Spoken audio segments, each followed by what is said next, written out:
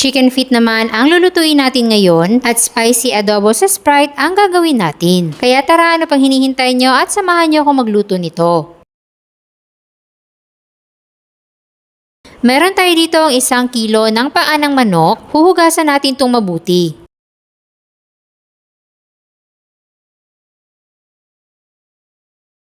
At pagkatapos mahugasan ay tatanggalin naman natin ang mga kuko nito.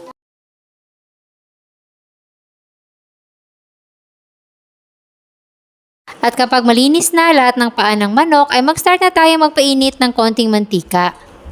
Then mag-isa na tayo ng sibuyas.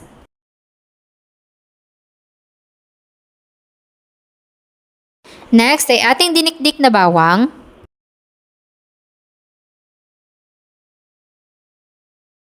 At isunod na natin yung paa ng manok.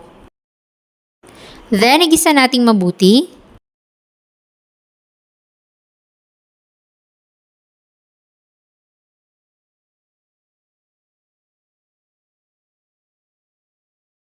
Pagkatapos magisa ay maglalagay na tayo ng 3 kutsarang toyo, 1 kutsarang oyster sauce,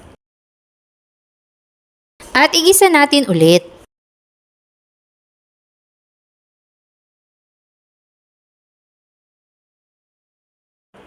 After nyan ay maglalagay na tayo dito ng paminta, dahon ng laurel, at isang 290 ml ng Sprite.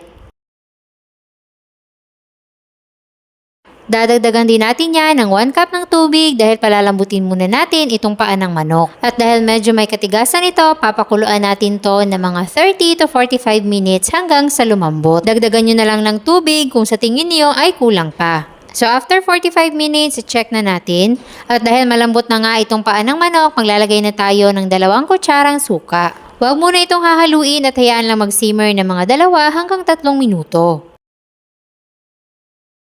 After nyan ay pwede na natin itong haluin at nantayin na lang natin na medyo maiga yung kanyang sabaw. Pwede na rin tayo mag-adjust dito ng timpla. At dahil nakukulangan ako sa alat ay dinagdagan ko pa ng toyo.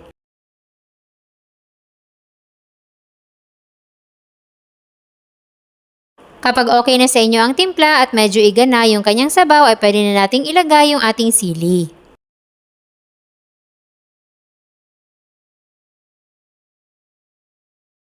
At kung gusto nyo pa ng mas maanghang ay pwede pa kayong magdagdag ng mas marami pa.